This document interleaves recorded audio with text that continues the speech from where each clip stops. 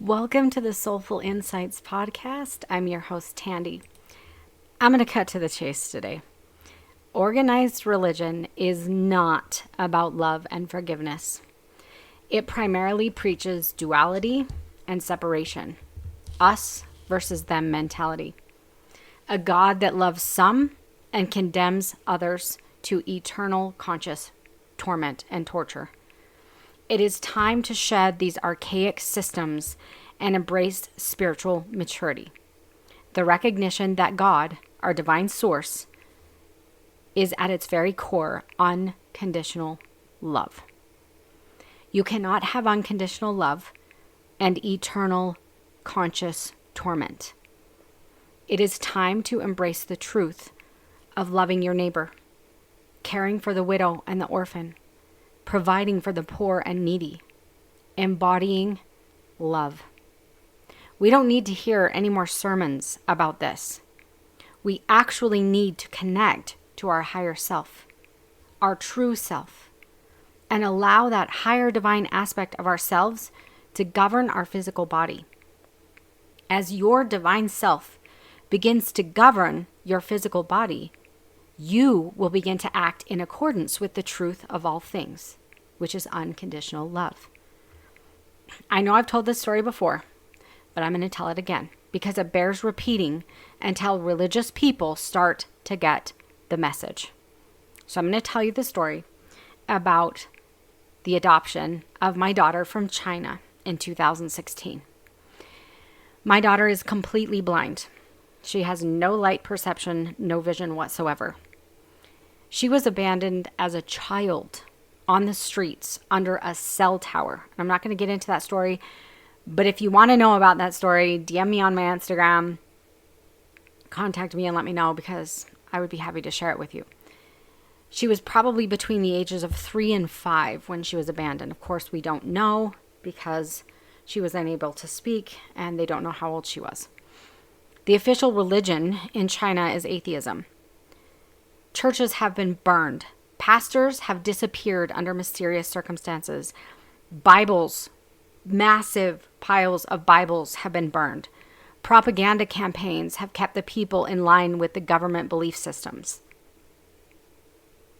Okay, so this is the state of things, or has been the state of things in China for decades of time.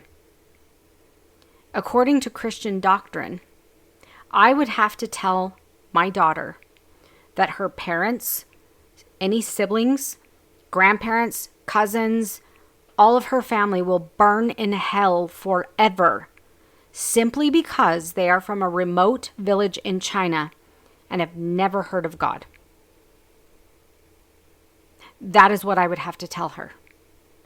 This is duality and separation, and it is also extremely spiritually immature and the epitome of spiritual abuse. First of all, number one, I don't believe this at all. But second, I would never tell her such a thing. What a horrible teaching. And I hear people saying all the time, oh, people that go to hell, they chose it. They're choosing it. They're choosing to walk away from God. No, they're not. She's from a remote village in northern China. These people have never heard of God. It's dirt roads to get there. Do you think these people have ever even heard of this? They have not. And yet I hear Christians also saying, well, God created them for that then. In ministry school, I was told, we just don't understand the ways of God. God just created some people for hell. We don't know why. People choose to go to hell by rejecting God. I don't know how you can reject something you've never heard of. It's extremely spiritually mature to believe such a toxic thing and try to do massive mental gymnastics to hold on to it. So we're going to move on to learning how to move beyond this dualistic thinking, this belief system of separation, and embrace spiritual maturity, because that's what we're supposed to be talking about today. What does duality mean? Well, at its very core, essentially from a spiritual or religious perspective, it's the us versus them mentality. it is extremely spiritually immature. And when we go through the levels of spiritual maturity, you'll see that this is one of the very lowest levels of spiritual maturity, or essentially this is the basic tenets of those who are spiritually immature. Us versus them. So that means I'm saved, you are not. This group of people are saved, this group of people are not going to be. We are right in our beliefs, and you are wrong in yours. God blesses us, but not you. That is us versus them. That is pretty much every religion on the planet. It's not just a Christian thing. Every religion does this. If you are in my religion, you're saved. If you are not, you go to hell. This would Muslims, Jews, all of them. Okay? It's not just a Christian thing. My religion is right. Yours is false. God blesses people in my religious group, but not yours. Okay? This is super immature. It's kind of the 5-year-old idea of I'm mommy and daddy's favorite kind of a thing. Just very immature. This us versus them mentality is pervasive in all religion. It creates attitudes ripe for the judgment of other people and the inability to learn from others. We cannot learn the truths of the world that we live in and truths about spirituality or any of that. And if you think about it from a Christian perspective, they look at other cultures and say their stuff is of the devil. If you're doing yoga, it's of the devil. I mean, it isn't just a situation of I'm right and you're wrong, or, my ways of worship are better than yours. It's literally, if you are doing anything religious worship wise that's different than me, it's of the devil. It's demonic. You're going to get possessed if you do this. I mean, this is extreme, but coming from high demand religion to becoming a Christian pastor and then moving into spirituality, I've seen a lot of it. And this mentality is huge. This isn't just some remote Christian fundamentalists that believe this stuff. It's fairly common. This is prime conditioning to cause division between cultures and people, because we cannot learn from one another and embrace other cultures and other beliefs and other spiritual practices. And we do this when we talk about cultural appropriation as well.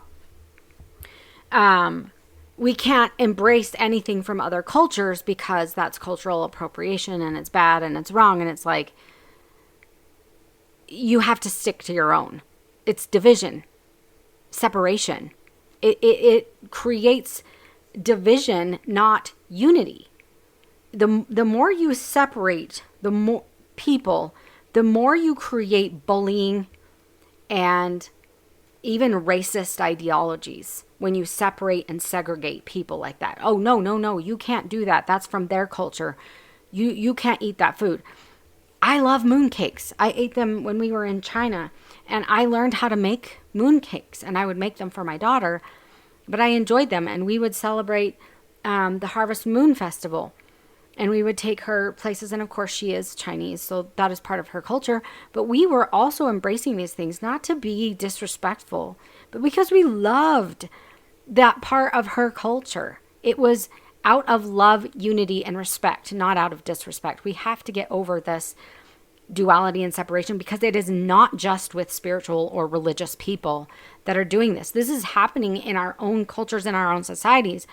And we are trying to put people in boxes and saying, no, you're not allowed to wear a sombrero because you're not from that culture. You're not allowed to make mooncakes at home because you're not from China. This is ridiculous. Now, if I am mocking their culture, 100% not good. But if we are going to embody and embrace unity and love and honor and respect, we are going to have to learn from one another. We don't need to create more division. Religions don't understand that when you condemn people, you judge them, and believe that they are bound to burn in hell, You are not creating an environment where they feel the love of God or want to join you. I want you to let that sink in. And they say, well, we're not condemning people. Yes, you are. You are telling me that my daughter's entire family that exists in a remote village in China are going to burn in hell. That's condemning people. Are you judging people? Yeah. If you're an evangelical Christian, what do you think about the Mormons? Judgment, maybe? Yeah. You ridicule them for the way that they believe about God. Right or wrong doesn't matter. They are allowed to believe what they want. You may not agree, but you can be respectful. Right? You're not creating an environment where these people feel the love of God because you're too busy judging them.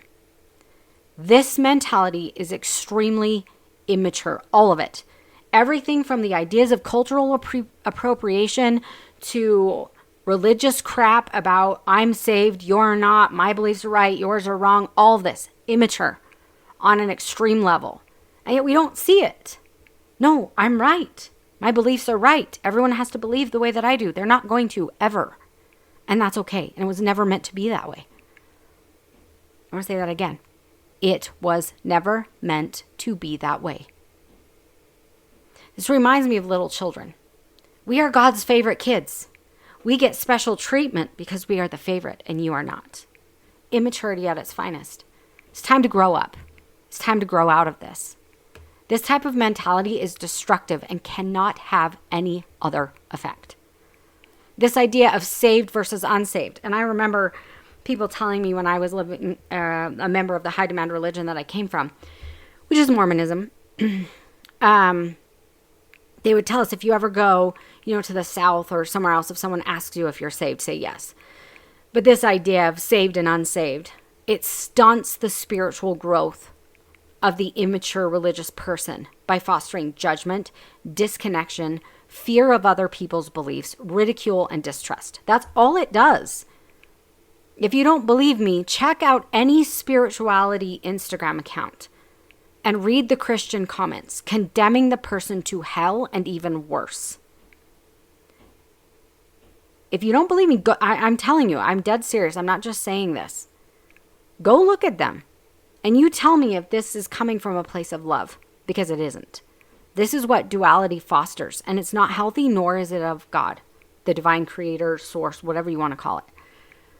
I grew up in a high demand religion, and we were masters of the art of duality and separation. So like I said, I grew up in Mormonism. I know they hate that word. I don't care. It's easier to say than the Church of Jesus Christ of Latter-day Saints. It's just way too long. It's a mouthful. So I call it Mormonism. If you don't like it, too bad. I grew up early 80s marching around singing, I'm a Mormon. Yes, I am. That word was not bad when I was a kid. So anyway, one of our top church leaders made this statement. All other churches are just playing church. They don't have any real power.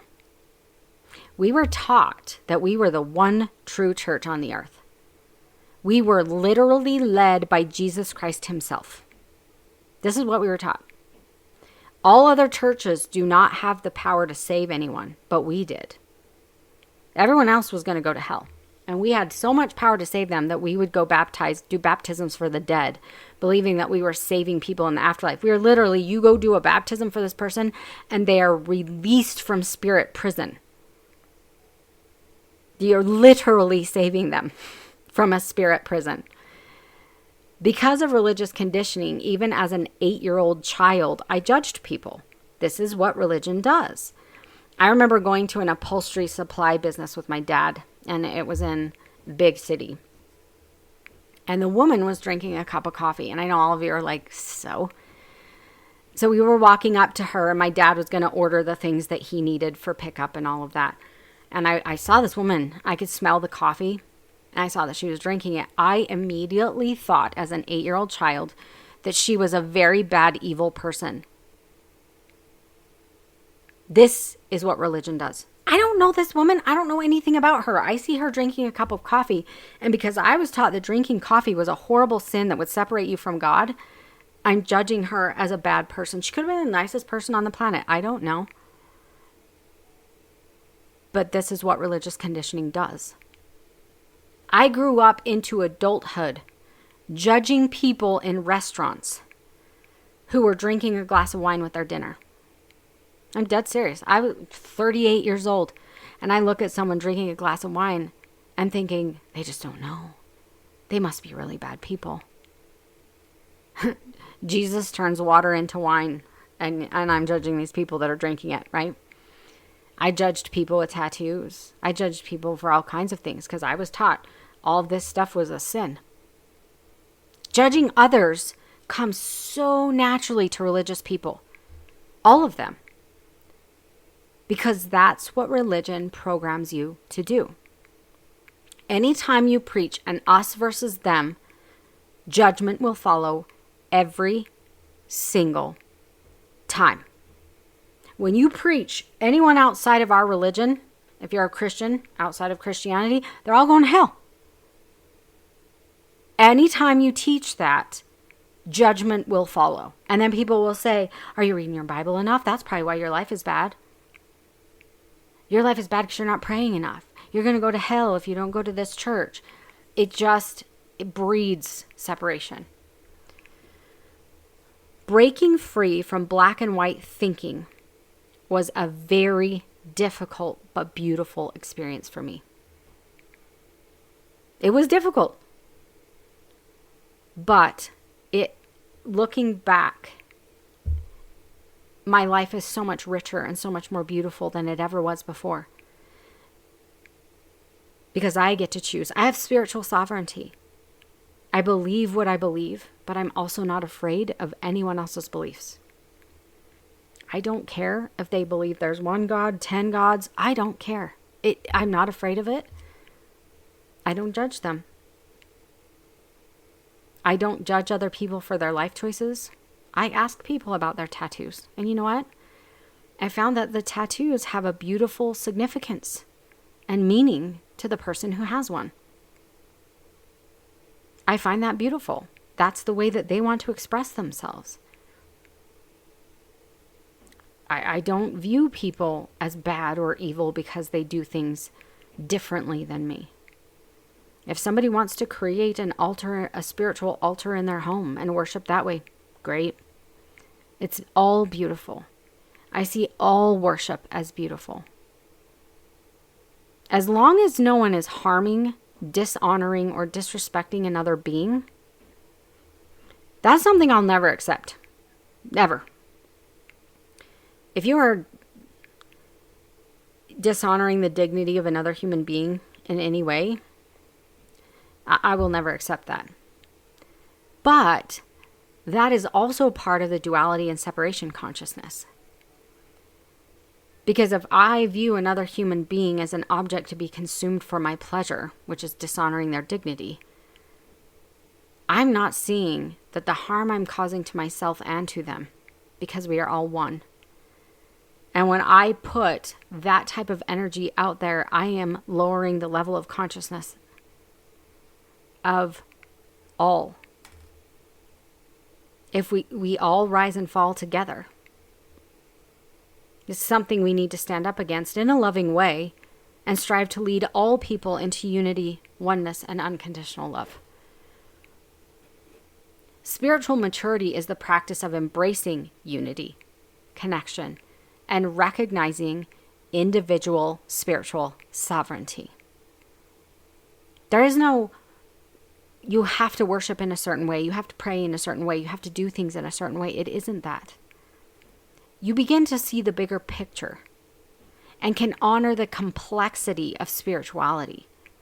You respect other people's beliefs and are open to learning from different belief systems because you don't see right, wrong, black, white, good, bad in the world of spirituality. There are no absolutes. And I know people think that there are. But when you are ready to open your eyes and do a deep dive into any religion, you will find that what you once thought were absolutes weren't absolutes at all. The subjugation of women in Christianity, you think that that's of God. If you dig into Bible scholars, you dig into it, you find out it's not what you think it is. It didn't come for you where you think it came from. And therefore, you see the complexity of belief systems. You're not afraid, and you're not condemning or judging other people. Spiritual maturity views all beings as interconnected. You are merely a part of a larger whole, rather than an isolated being separate from everyone else. We are all of the essence of God, interconnected at our core essence. Your spiritual higher self is energetically connected with all of creation, all of it. Not just other human beings, but interconnected with all of creation. As you begin to see yourself connected in unity to all of creation, you begin to shift from duality. And you find that this perception leads you to deeper compassion, understanding, and in fact, inner peace. There's no more fear of separation from God. Again, that's a teaching of what? Duality and separation. You will be separated from God for eternity. That is a fear-based teaching to control. Does that sound like something God would do? If I am an all-loving parent, do I use fear to coerce a child into doing what I want them to do? No, that's an abusive parent. But we are placing that on God. If you really break it down and you think about it from a different perspective, you start to see how absolutely abusive it is.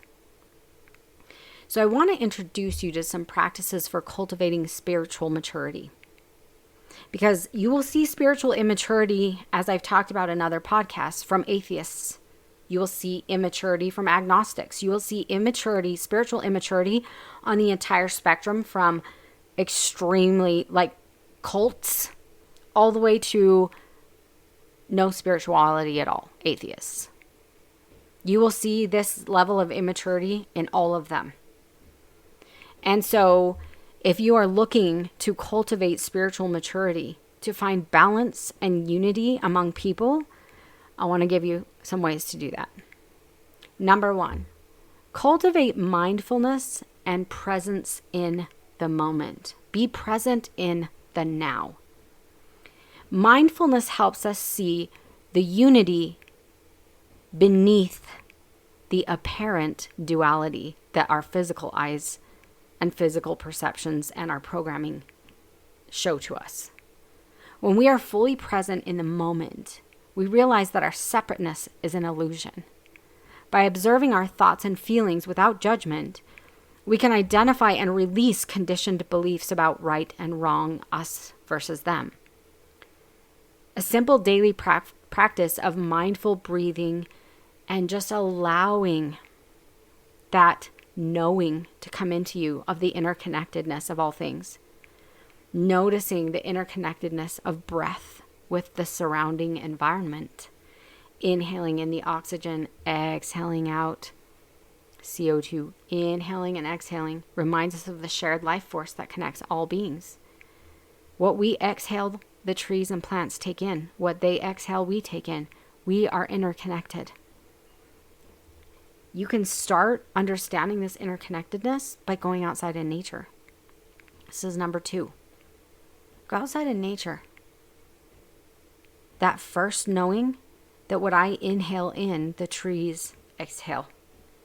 What I exhale, the trees inhale. That is interconnectedness. I look at the plants. I look at a potato plant in my garden. It is watered and nurtured and grows and provides sustenance for me.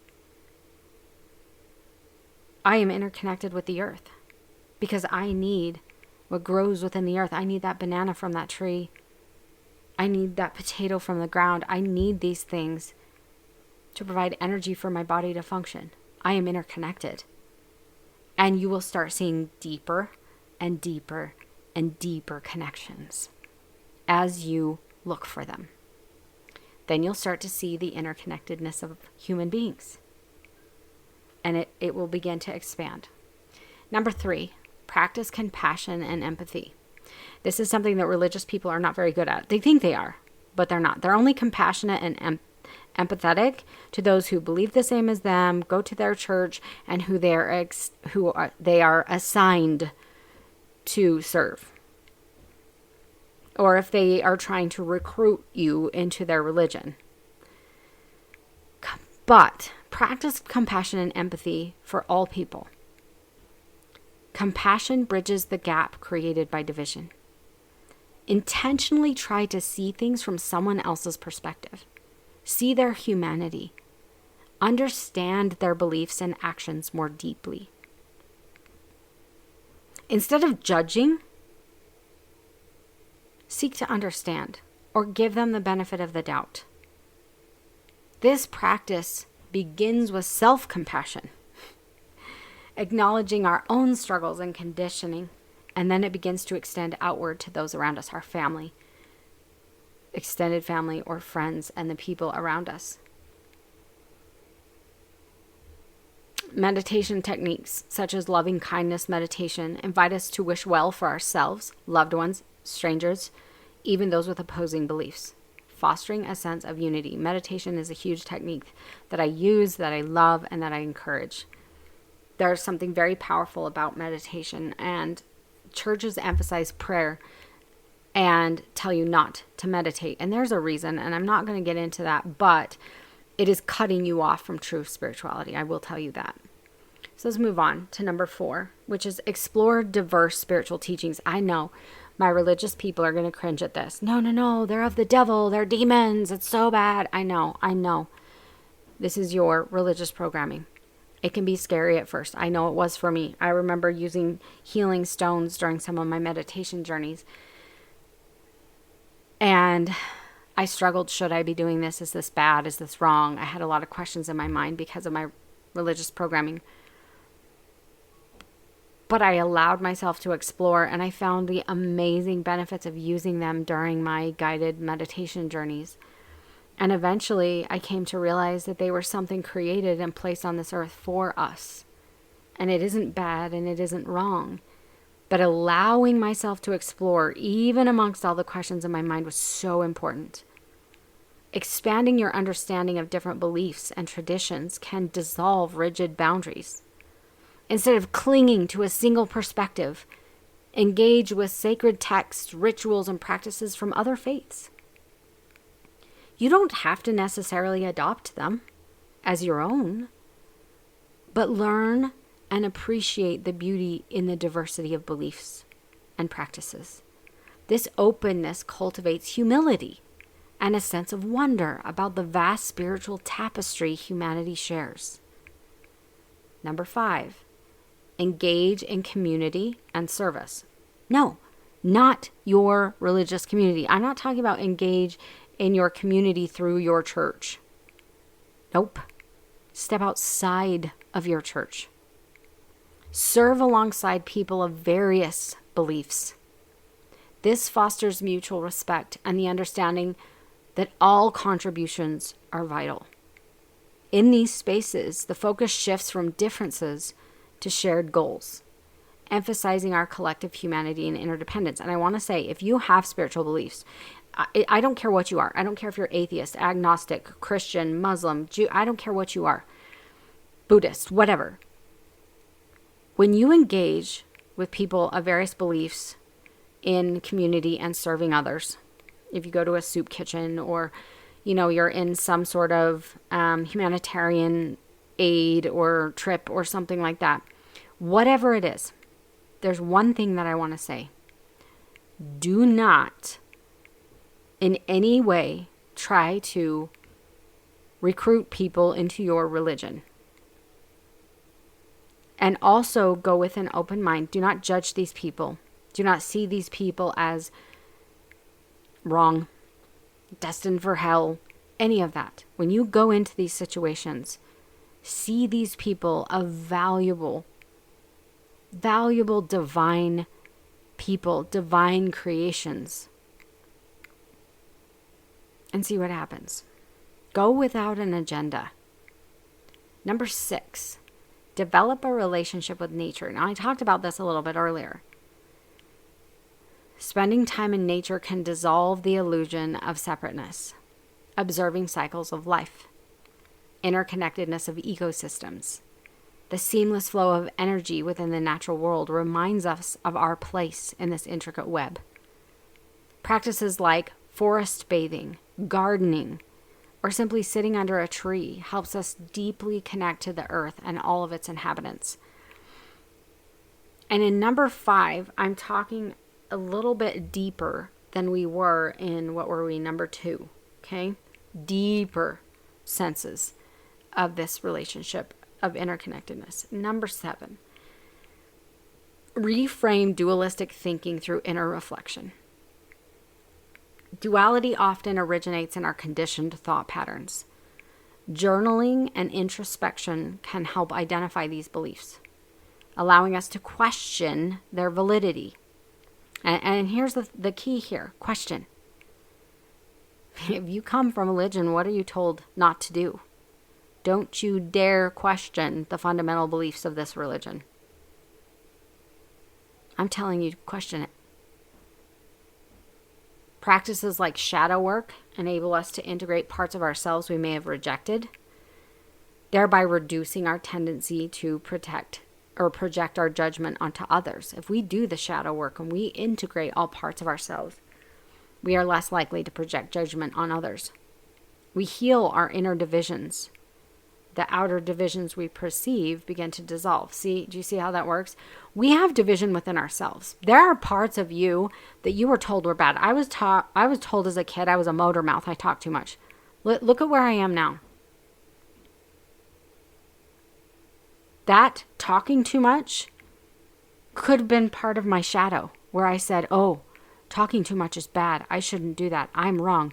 I shouldn't do that. And I quiet my voice. That would be a part of the shadow for someone. It's not bad. It's not wrong. I'm a public speaker. That was a gift that I had. You see, when we heal those inner divisions of ourselves, the outer divisions begin to dissolve because we see the parts of ourselves that we thought were bad or wrong that are not. And there's the same in the external world among other people. Do you know, I want to tell you a story. This just came to me.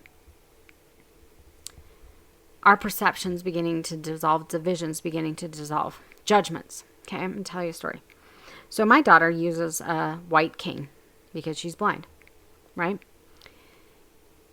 So I've come across in stores and different places that we've been, very well-dressed people who, if you were to look at them, your instant judgment would be these people have a lot of money. The clothing that they're wearing is very expensive. They are very well dressed, very well put together. When me and my daughter are standing in line somewhere or whatever, these people, even grown adults, will kick her cane as they're stepping over it. I have had them bump into the back of her, scaring her. People, religious people, behaving in these ways at religious gatherings, things like that. And then I was walking into, it wasn't Walmart because the doors didn't automatically open. It was a store. I'm not sure what it was. But it was a big store like that. And me and my daughter were walking in and we were alone. And she's holding onto my arm. She has her cane. And there's these 2 young men in front of us. Teenage men. Probably older teenagers. And they looked like gangbangers. They had the gold necklaces, chains around their necks, the tattoos. They really, if I were to judge them, if I were to just see them in a dark alley, I would be scared for my life, type of a thing, okay? And this young man, tattoos and all of his gangbanging looks, walks up to the door. I don't know how he was aware of us because we were walking behind him. He opens the door for us. And he takes his hand that's not holding the door, and he kind of like what you would think they would do for royalty as they sweep their hand across, like in respect of like telling you to walk through. And I looked him in the eye and I said, thank you. This is why I tell you, duality and separation, judging other people. I could have looked at them and thought, they're horrible people, bad people, whatever. I don't know what they do in their life and I don't care. But in that moment, the goodness of this young man was shown. But yet I see church people behaving in completely opposite, disrespectful ways to my daughter. We have to do better in judging other people. Okay, so I want to move on to the next one. Honor sacred conversations. When engaging with others, listen with the intent to understand rather than to respond or convince. I know you think your religious beliefs are right and true and it's the only way. Put that on the shelf. This practice of deep listening transforms conversations into sacred exchanges where both parties feel seen and respected. By honoring others' beliefs, we affirm their intrinsic value while creating space for shared growth and learning. They may learn something from you. You may learn something from them. We have to grow up. We have to put our adult pants on, and we have to stop thinking that we know everything, because we don't. And again, I talked about meditation earlier, but that is number 9. Develop a practice of meditation in an effort to connect to your higher self. And as you do, you will be deeper connected to the divine and experience the interconnectedness of all things on a deeper level. You will learn the greatest truths when you sit in meditation, seeking answers to your deepest questions. You'll find that the answers might not be what you expect, but they will create beautiful growth within you. And last one, number 10, journaling. We talked about this a little bit earlier as well. Reflective journaling. Ask yourself where you might be holding on to judgment of others, where you may be holding rigid beliefs that separate you from others. This can be a powerful practice to help you reframe these dualistic perspectives. Where in my life do I still see through a lens of duality? Write it down. Think about it. Reflect on it. Be honest with yourself. You're not going to create lasting change if you're not honest with yourself. How can I embrace connection and unity in my relationships or in my beliefs? Just a couple of questions to get you started with your journaling practices. I do journaling. Sometimes I don't have a lot of time. In the morning, I have to get my daughter dressed. And I know a lot of you are going to say blind people can dress themselves. I understand that. My daughter has other disabilities, though. So, again, with the judgment. If you were thinking something, it's because you don't know her whole story. You don't know all of her needs. I told you she was blind, but I didn't tell you anything else, did I? So if you jumped to judgment, why are you dressing her? It's because you don't know the whole story. And that's okay. But you might have just learned something, didn't you? I've learned that many times when I've judged other people. I've judged people very harshly when I didn't know what was really going on. And there's been a couple times where I have had to eat a big old slice of humble pie when I judged somebody. And then I found out what was really going on, and I thought, oh, my word, what have I done? If you don't have the whole story, just let it go. So, by embracing these practices, we begin to dismantle the walls of separation and duality that limit our understanding of ourselves and others. We learn to view the world not as a collection of isolated individuals, but as a beautifully interconnected whole. In this state, respect for others' beliefs, openness to learning, and honoring the divine within everyone become natural expressions of our shared humanity. Through this journey, we transcend division and step into the unity that lies at the heart of existence. Transcending separation and duality is not just about changing how we view the world. It's about transforming how we live and connect with others. By embracing practices that cultivate interconnectedness, compassion, and respect, we step into a space of spiritual maturity. This maturity allows us to release the need for rigid boundaries, rigid beliefs, and judgments. Maturity allows us to open our hearts to the richness of diverse perspectives. And in doing so, we honor the divine essence within ourselves and within others, recognizing that we are all threads woven into the same tapestry of existence. As we move forward, let us carry this awareness into our daily lives, whether through mindful reflection, engaging with community, simply listening with intention. We can embody a spirit of unity and openness. Spiritual connection flourishes when we let go of the illusion of separation and embrace the wholeness that has always been within us and around us. Together, we can create a world where mutual respect, learning, and love guide us to a deeper understanding of ourselves and the interconnected web of life. When we release the illusion of separation, we awaken to the truth that we are not just connected to the whole, we are the whole, living and breathing in infinite unity. I appreciate your support of my podcast. I hope that this touched you. This is something I am passionate about because, like I said, I came from a high demand religion, very judgmental, moved into becoming a commissioned pastor, again, very judgmental, toxic teachings, and into then a spiritual intuitive coach, spiritual intuitive teacher. And I hope that this resonated with some of you, no matter where you are in your spiritual journey. But I appreciate you being here. And until next time, remember, the path to unity begins within. Walk it with love, grace, and an open heart.